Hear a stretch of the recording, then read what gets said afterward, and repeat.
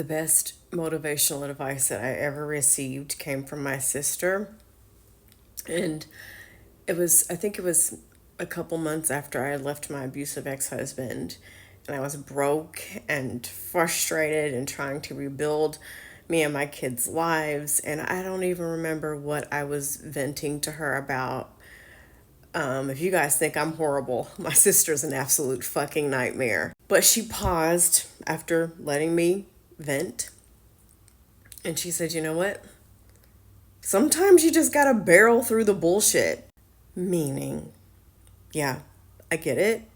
Sometimes life sucks, but you gotta do what you gotta do to get these bills paid and to take care of these kids. Cry, sure, but I'm gonna need you to stay fucking focused, okay? I have gone through some really horrific, tough, horrible times in my life.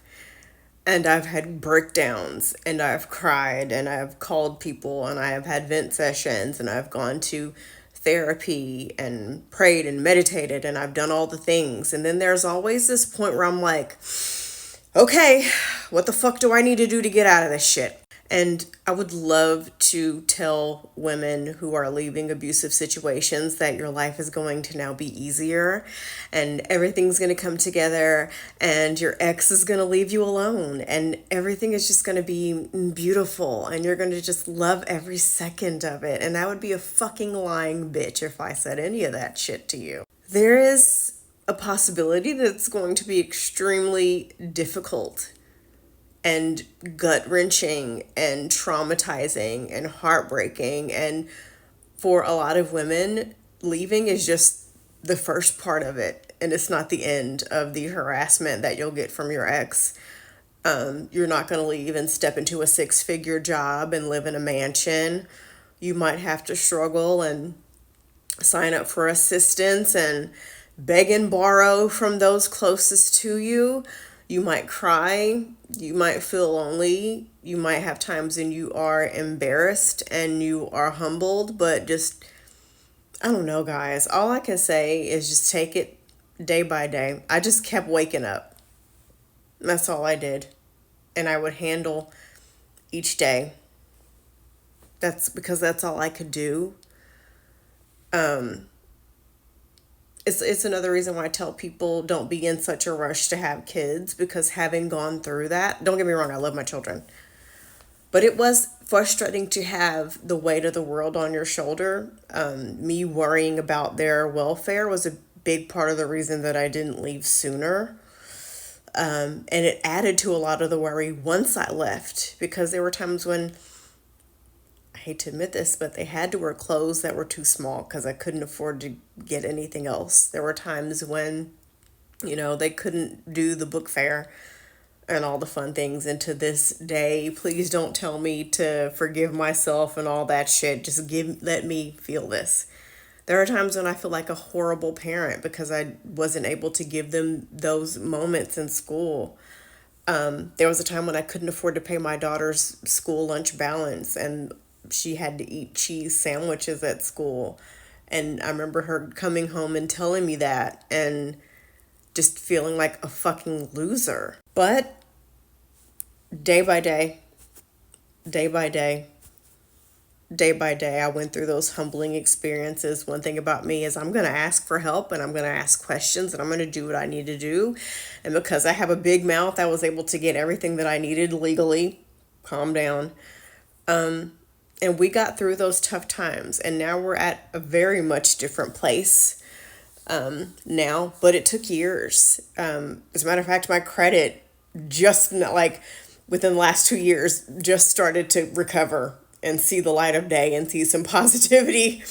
I remember getting approved for something and thinking, wow, because I'd literally come from the depths of hell trying to get rid of, all the debt that I had and everything. And, even being able to eat at certain restaurants and not have it be this like splurge treat. Now we go out to eat and it's just like, we went out to eat. It's nothing.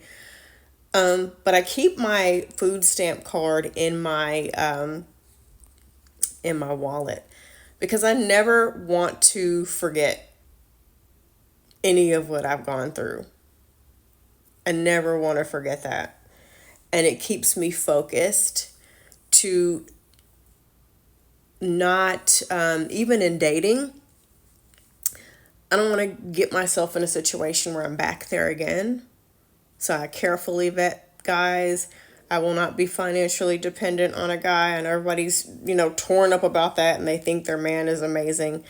If I had a nickel for every story I've heard of a woman who was picking herself up off the ground after having dealt with an amazing man, I'd be rich just off of that alone. But and it also keeps me motivated to, do what's right with my money so that I always have a safety net. But I think, if I think a lot of women are like me, they're afraid to leave because of finances, because they don't know where they're going to stay. I had to stay at a women's shelter with my children. And then from there, I stayed with family who let it be known that they did not want us there.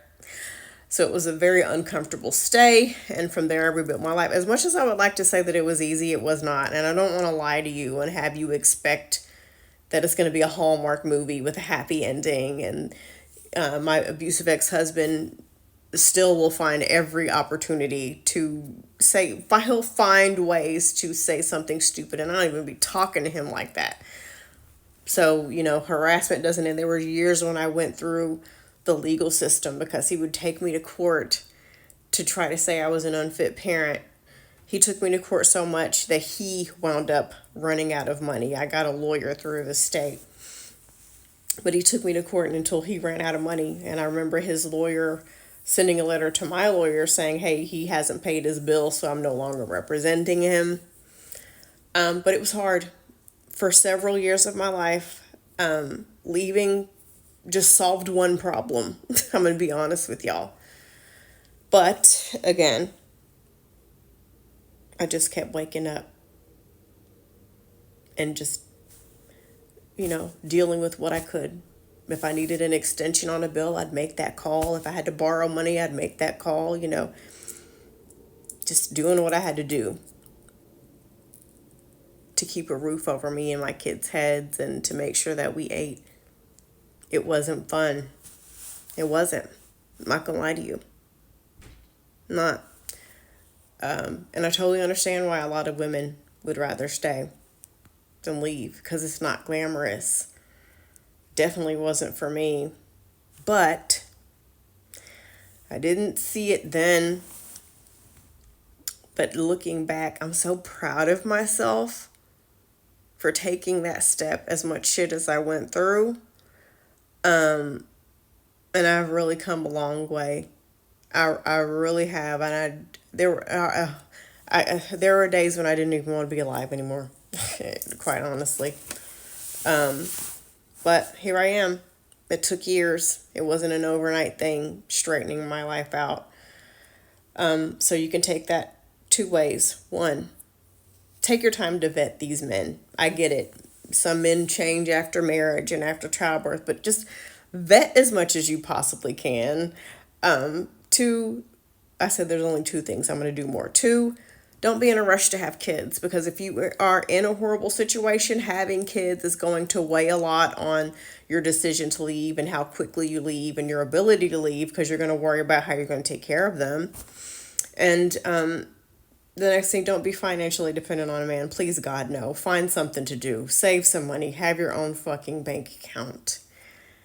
And four, just remember to take things one step at a time, because you just got to choose your worst. You can spend the rest of your life in a worse situation by being married and it never letting up and it never getting better, or you can spend your worst time rebuilding your life, but eventually you will see the other side, whether it's sooner or later. So there you go.